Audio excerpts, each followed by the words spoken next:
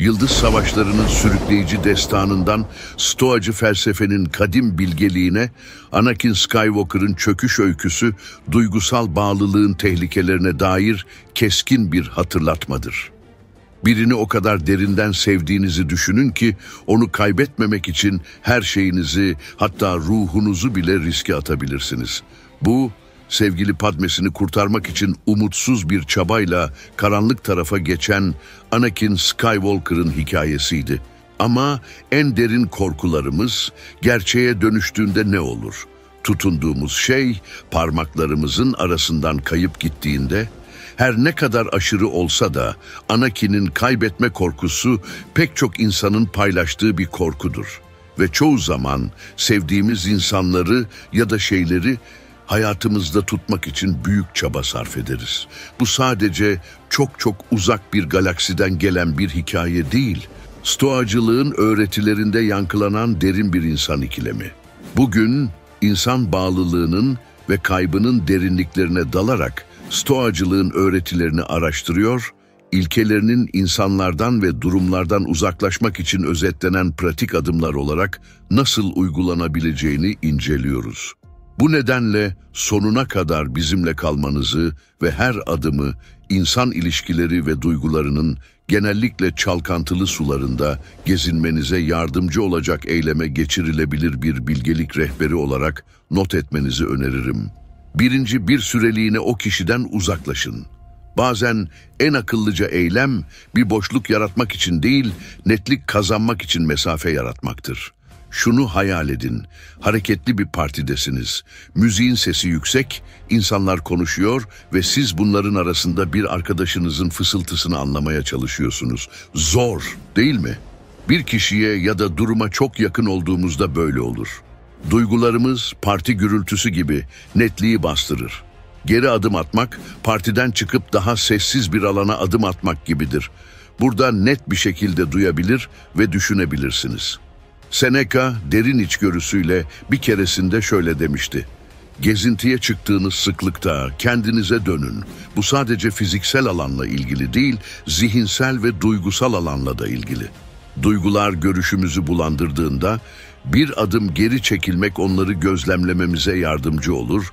Tıpkı gökyüzünde süzülen bulutları izlemek gibi bizden ayrı olduklarını anlarız. Bu uzaklaşma soğukluk değildir.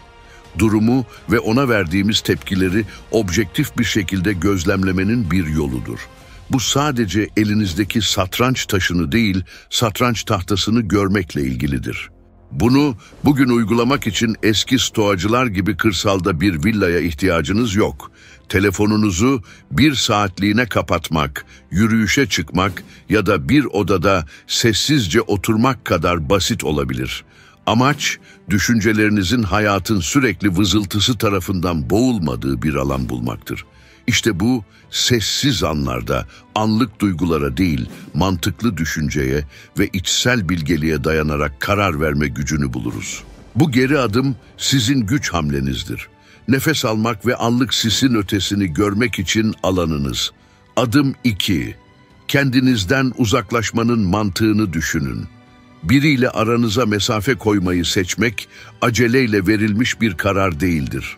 Bu, rasyonellik ve erdem stoacılığının değerlerini yansıtan düşünceli bir süreçtir. Hayatınızı bir teknedeki yolculuk olarak hayal edin. Buraya kadar geldiyseniz, siz gerçek bir stoa meraklısısınız.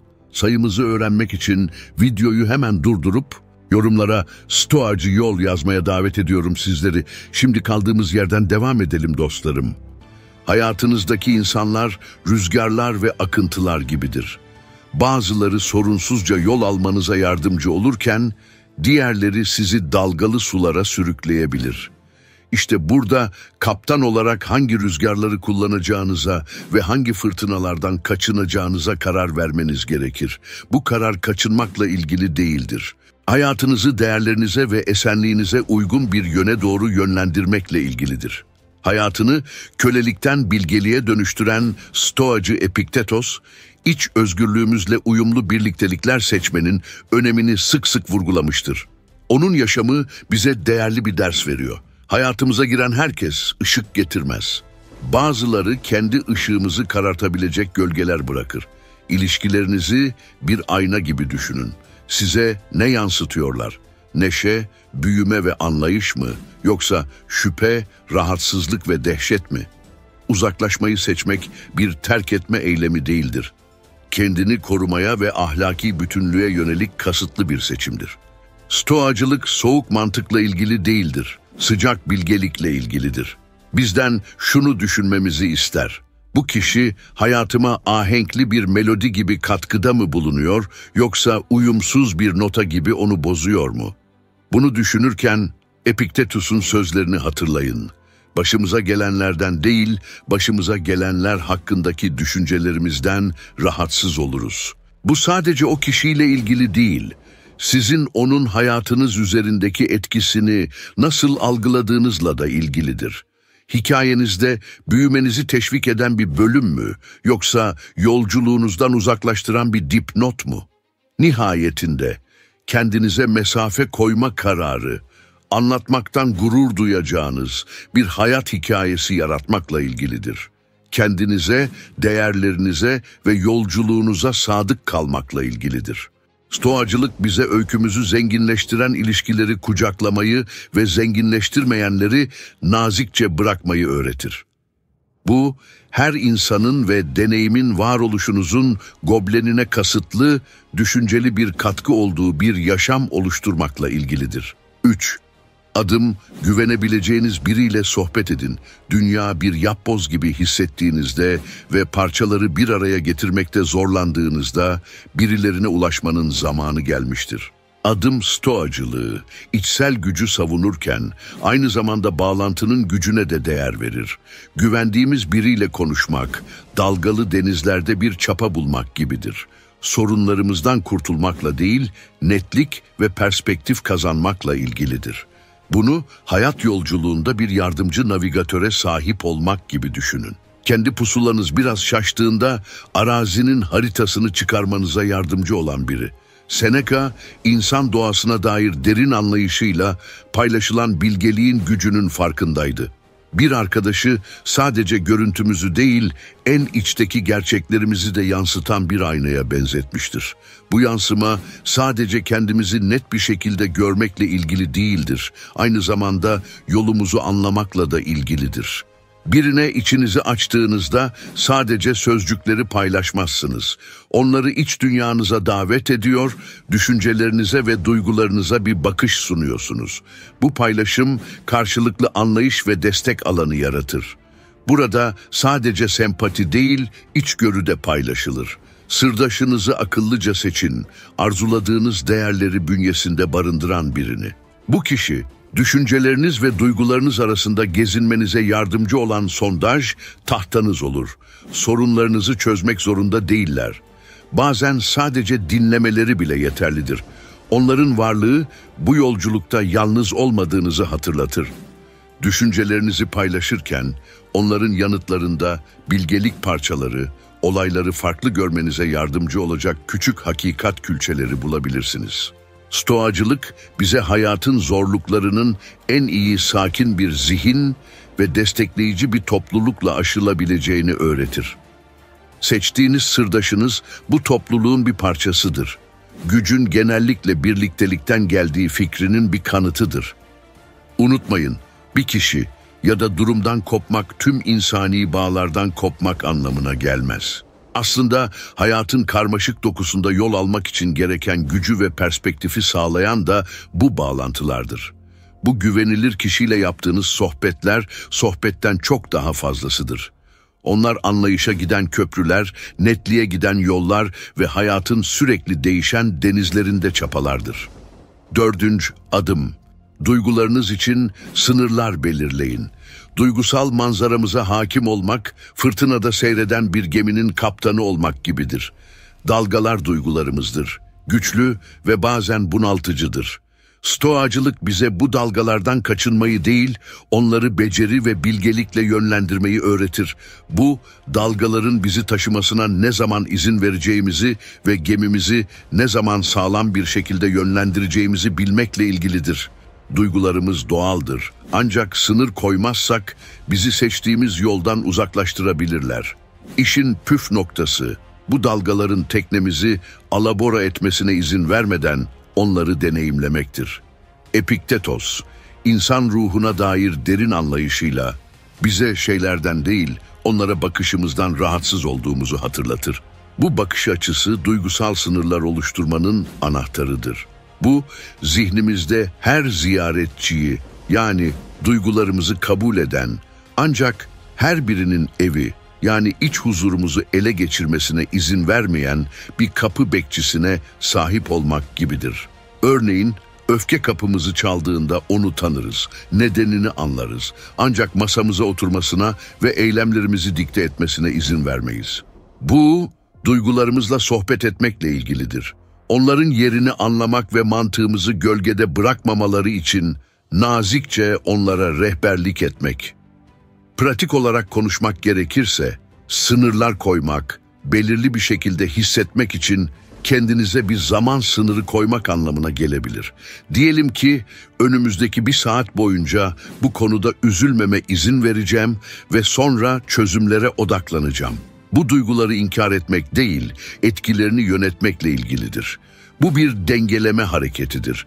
Tıpkı ip cambazının yüksekliği kabul etmesi ama ipe odaklanması gibi. Bunu yaparak duygularımızı onların kölesi olmadan onurlandırırız, hissederiz, anlarız ve sonra kendimizi nazikçe dengeli ve mantıklı bir yere geri götürürüz. Bu süreç bastırma ile ilgili değildir. Çayınıza doğru miktarda şeker eklemek gibi ölçülü olmakla ilgilidir. Tadına bakmaya yetecek kadar ama bunaltacak kadar değil. Adım 5. Kendinizden uzaklaşmanın olası sonuçlarını düşünerek değerlendirin.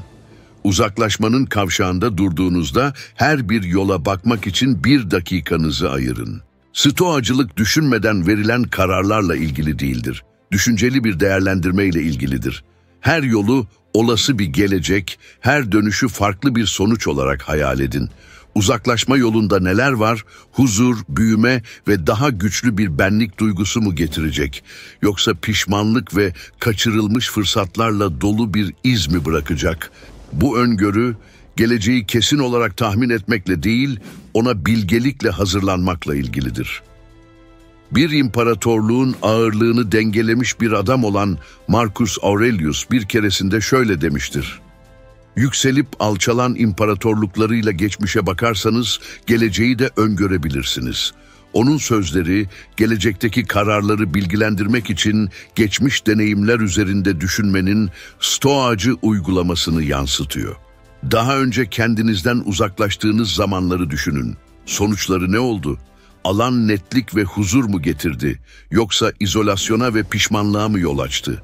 Bu düşünceleri bir rehber olarak, geçmişten ders çıkarmanın ve geleceğe yön vermenin bir yolu olarak kullanın. Son olarak, kararınızın başkaları üzerindeki etkisini düşünün. Stoacılık, bize ihtiyaçlarımızı daha büyük bir iyilikle dengelemeyi öğretir. Ayrılırken kendi gelişiminizi destekliyor ve başkalarının yaşamlarına olumlu katkıda bulunuyor musunuz? Yoksa potansiyel olarak zarara veya yanlış anlamaya mı neden oluyorsunuz? Bu adım sadece kişisel çıkarlarla ilgili değildir. Kendi refahınızı etrafınızdaki dünya ile uyumlu hale getirmekle ilgilidir. Bu tıpkı bir bahçedeki adımlarınıza dikkat etmek, çiçekleri ezmek yerine büyümelerini sağlamak gibidir. Stoacı anlamda uzaklaşma bir bilgelik eylemidir. Yalnızca benliği değil, hepimizin içinde var olduğu birbirine bağlı ilişkiler ağını da dikkate alan, dikkatle tartılmış bir karardır. 6. adım, kendinize sosyal medyadan bir mola verin. Zihninizi dingin bir göl olarak hayal edin. Şimdi de sosyal medyayı sakin yüzeyini sürekli rahatsız eden yağmur damlaları olarak hayal edin. Bu damlacıklar huzurumuza sızan bitmek bilmeyen güncellemeler, bildirimler ve karşılaştırmalardır. Dijital çağdan çok önce gelişen bir felsefe olan stoacılık, bu tür rahatsızlıkları yönetmek için hala zamansız bir bilgelik sunuyor. Hayatın kısalığı üzerine düşünen Seneca, muhtemelen sosyal medyayı modern yaşamın gereksiz dikkat dağıtıcılarından biri olarak görürdü. Bir keresinde bilgece şöyle demişti: Eğer onu nasıl kullanacağınızı bilirseniz hayat uzundur.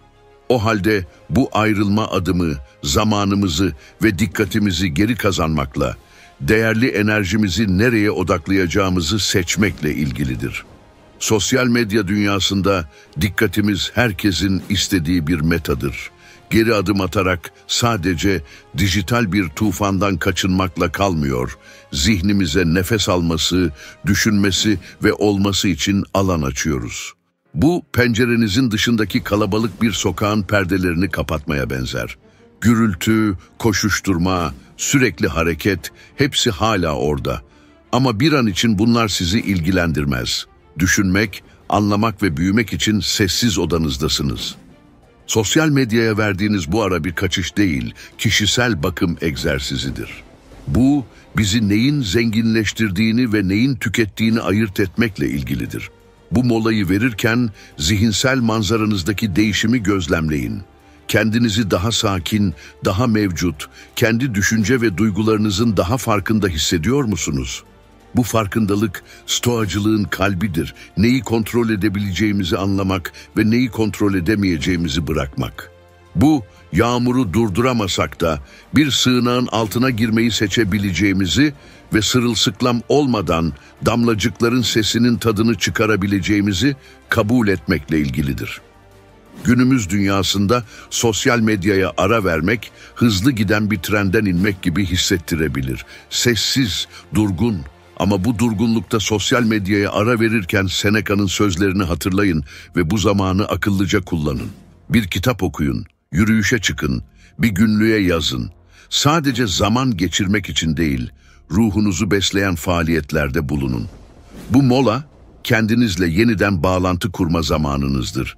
Kalabalıktan uzakta, sessizlik içinde kim olduğunuzu hatırlama anınızdır.